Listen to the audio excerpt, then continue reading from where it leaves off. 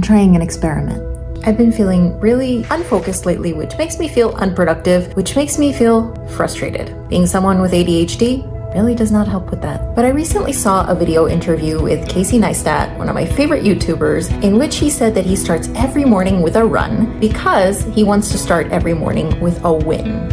And while I'm not about to start every morning with a run, I do want to have a win every single day. So for the next 30 days, my experiment is having a win every day. You know those things you put on your to-do list that you avoid because they're either really boring or they are a little intimidating maybe, or even downright scary? Well, those are the things I'm going to do for the next 30 days.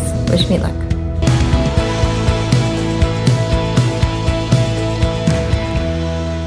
The only thing in life that stands between you and everything you've ever wanted to do is doing it. Truth.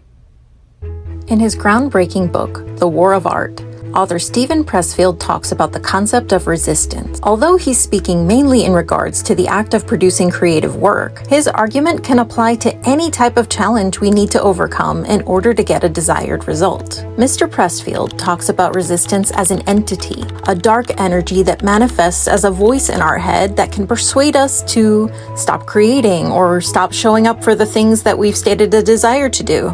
It can convince us that our work is terrible, that we have no talent, that no one cares about what we have to say. I believe that every time we push against that voice of resistance and do that thing, it's miraculous. It is also vital. Here's how I structured my 30-day experiment. Every morning, I set an intention, not a to-do list. I committed to showing up for 90 minutes of deep, focused work each day. I made joy a requirement, candle lit, playlist on, tea in hand, and I tracked how I felt, not just what I got done. Okay, just kidding, I really didn't do that at all. But I did actually start moving in that direction as the experiment went forward. But I'm getting ahead of myself. This is what happened. Natural talent is highly overrated. It's determination, determination, determination. I like this idea. In honor of Casey, I started day one with a run. Running is probably one of my least favorite forms of exercise. Give me yoga, dance, weight training any day, and I would vastly prefer it. So why do I force myself to run? One, because it challenges me, and I think it's important to constantly challenge ourselves. And two, I actually love the way I feel after a run. Day two's task was tackling some paperwork I had been avoiding. It was boring, but easy and quick, and I felt a huge win when I finished. I've been meeting my friend Lisi for salsa class for the past few weeks. Lisi is one of my oldest friends, and sometimes we meet just before class or hang out a bit afterwards. I really love the class and I love seeing Lisi, but I really hate the drive, especially driving on the highway at night. That day, I was especially tired because my daughter didn't sleep well the night before. I was really close to not going, but then I decided to make it my day 3 assignment.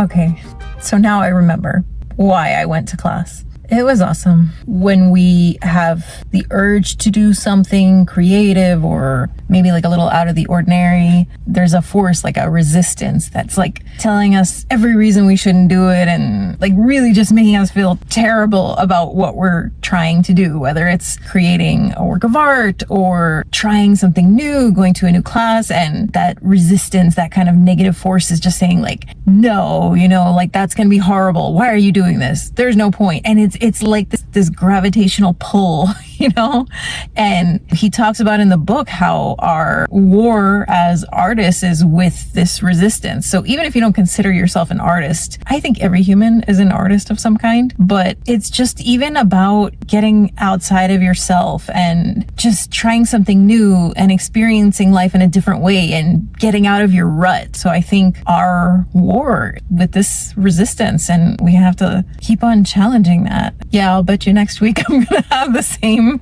excuses, but I have to remember how good I feel after the class because it was really cool. I did 2 things to overcome resistance today. Woke up early, which I don't love, and went to meet a new contact who ended up becoming a new friend. Day 5 sent an email I had been avoiding because I was afraid of putting myself out there. Day 6 sent another email based off of the response of yesterday's email to a new person yesterday's email suggested that I should email. Have I lost you yet? On day 7, I had an event scheduled.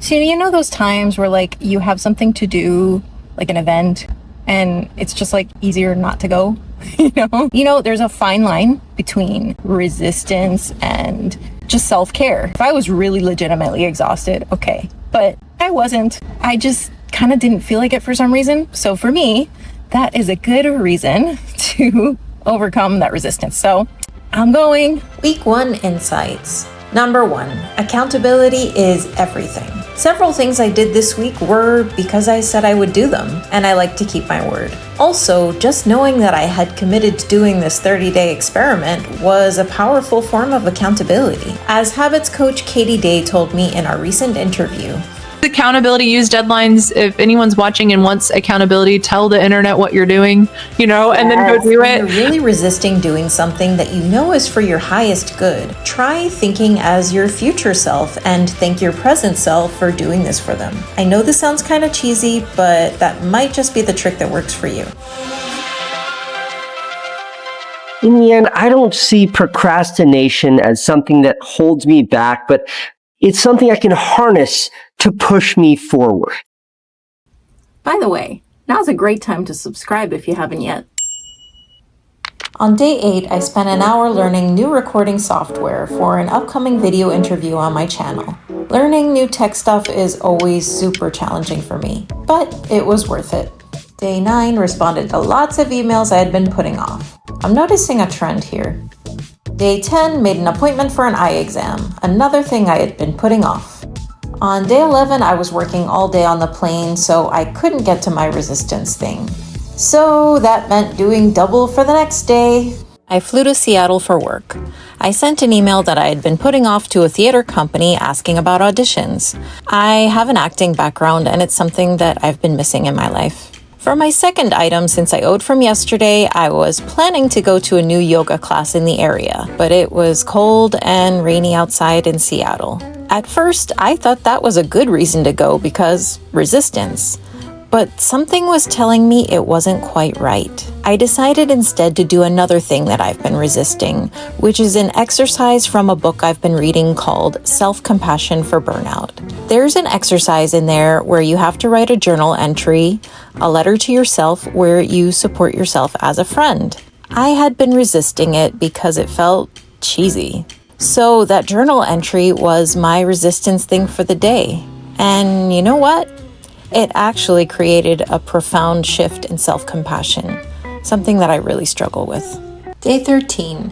Even though I was exhausted from my red-eye back from Seattle, I did a full workout after waking up from my nap. Travel tip from a flight attendant. Working out really helps with jet lag. Lately, I've been doing workouts from BodyFit by Amy on YouTube. She's very positive and motivating, and doing a workout video really helps me with something called body doubling. Body doubling is a productivity strategy in which a person does work or tasks alongside another person, either physically or virtually. It became popular as a strategy in the ADHD community. However, this strategy can really be helpful for lots of people.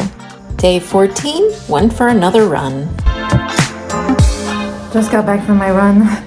Can you see the sweat? This is just a 15-minute run, but I feel great. I almost didn't give myself enough time to run. I literally had to hurl myself out the door for this run. I know I always feel better after a run. Unless I'm sick, and then yeah, okay. But I know I always feel better after a run. So why do I always avoid it and find every excuse in the book not to do it? If I look at what are my biggest regrets in my life so far, it's the times that I didn't show up. And I really want to change that. I want to create that muscle where I show up, even if I don't feel like it. Way back when I did my yoga teacher training, one of my mentors said, it's the yoga poses that you resist the most that you need the most. those are the poses that make you grow. Those are the poses that challenge you. And that's why she said that. So I've been having a hard time defining what this experiment is. I was trying to explain it to my husband, like, well, I'm doing this 30-day experiment with resistance. And what do you mean? That's what I mean. I mean, challenging myself to do the things that my higher self knows are important and see what comes about from it. Yeah, that means I gotta keep on running. Week 2 insights. Number 1, when in doubt, show up. Unless you have a solid reason not to, practice showing up for the things you said you would do. Number 2, done is always better than perfect. Don't let perfectionism hold you back from doing the thing. Number 3, consider body doubling. If you're struggling to complete a task or achieve a goal, or you know that you just work better with others, consider some form of body doubling. This could look like a virtual or in-person co-working session with friends, working with a coach or assistant, or putting on a motivating video to get your workout done for the day. How do you manage being so optimistic about everything? What's the alternative? To be negative or cynical? There's more than enough negativity in this world, and negativity doesn't feel good. Negativity is just easy. So if you put in the time to work hard at being positive and being optimistic, it's a much better life, but it does take more work. I really love this. Day 15, 2 extremely boring meetings, and I got started editing a video I had been procrastinating on. Once again, accountability was really helpful here. My amazing assistant Colleen helps me with editing my videos. Aside from the fact that she's awesome, it's also so helpful for me to be accountable to another person who's expecting to receive my notes, and that I can bounce ideas off of. Day 16, running. It's starting to get easier. Sort of. Day 17. I did something I've been putting off for a while, doing an ADHD evaluation for my therapist. I've always pretty much known that I had it, but it's never been officially diagnosed. Day 18. Decluttering and organizing my top drawer, something I had been putting off for a while. Day 19. Back to Seattle for work. And I had to do one of my least favorite activities, calling the insurance company. Actually, the person I spoke to at insurance was really nice. You know, insurance doesn't take my calls directly. They send it to a concierge service, which means they pass them over because they don't want to deal with us. But this person was very nice and helpful, and nothing was resolved really, but she promised to look into it. I need to get services for my daughter covered. They keep playing games. The person I spoke to, the concierge service, was really, really nice. I apologized because I was kind of stressed, and she said, no, I understand. I'm a mom too. I would be the same way. She said I might even be worse. So that was nice. At least, you know, we could bond as moms. Insurance sucks. We have a terrible system. Day 20. Worked out after a nap after returning from my Seattle red-eye. I'm usually pretty motivated for workouts, but it's much harder when I'm tired. Day 21. Called insurance. Again. And I got my ADHD diagnosis. So I got finally an official diagnosis on the ADHD from my therapist, and it didn't surprise me because I always felt that I had it. I've always struggled with focus and concentration and a lot of other things that I actually didn't even know are ADHD things. But having this diagnosis really actually is more empowering than I expected, because I used to give myself a really hard time for all those things. And now I know that it's something that it's just that my brain is a little different, and so I need to strategize around it. And in some ways I was already doing it. I've always known that I can hyperfocus, and that's a thing. I just didn't know that that was an ADHD thing. I thought that was just an Amalia thing. So hyperfocus is something that I can use to, I need to give myself a block of time to get things done. Because once I get into that flow state, that's when I work the best. And so just knowing this and knowing other strategies, and I'm trying to learn more strategies now, it's actually really empowering, and it actually helps me to have a lot more acceptance for myself and for the fact that I work differently. And so even if you're not ADHD, you might have your own way that you just work a little bit differently. And I think it's such a great thing to have that self-knowledge and, learn what are the ways that you work best. How do you like to work? So not holding yourself up to anybody else's standards, but just what you need to work at your best. And I think that's a process that we learn. Week 3 Insights. Strategize around both your strengths and your weaknesses. Start to notice what helps you work better. Is it taking frequent breaks? Is it working in longer blocks of time? Also, what environments do you tend to work best in? When you have a goal, keep showing up for the things that will lead to accomplishing it, even when it's boring.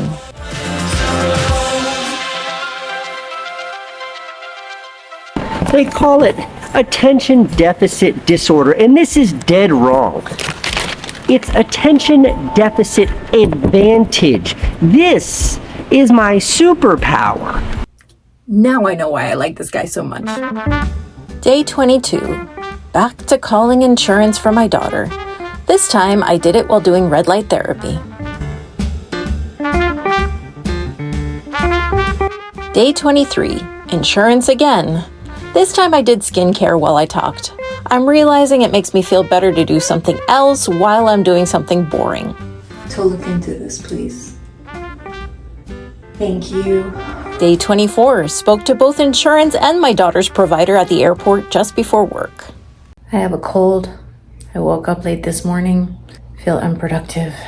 I keep saying I'm gonna work out, but then I keep doing other things instead. So I'm gonna work out. I'm doing this, even though I don't feel like it.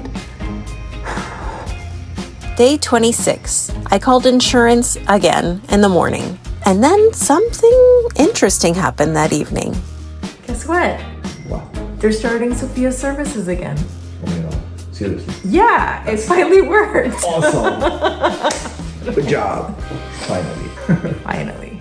It was time for what must be done. Deleting social media apps. They've become too distracting, specifically Facebook. Just for a week though. Yes, I still use Facebook. I'm an elder millennial, don't judge. Also, I really like my mom's groups. For Instagram, I was able to set a time limit using my phone settings. It was actually pretty effective. Day 28. I finally bought plane tickets for an upcoming family vacation, something I had strangely been procrastinating on. Day 29, I applied for a creator grant that I felt totally unqualified for. So I'm gonna finish out this experiment the same way I started it, running with my husband. Let's go. Vamos.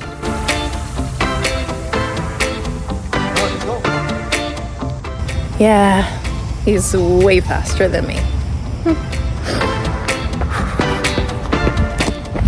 Later on, I went out for ice cream with the family at a great new spot we found. Productivity can feel amazing, but it's equally important to take time out to enjoy with the people that you love. I don't know who originally said this, but it's really true. We tend to overestimate what we can do in a day and underestimate what can be done in our lifetime. I truly believe that just by showing up every day to meet our goals consistently, this will inevitably lead us in the right direction.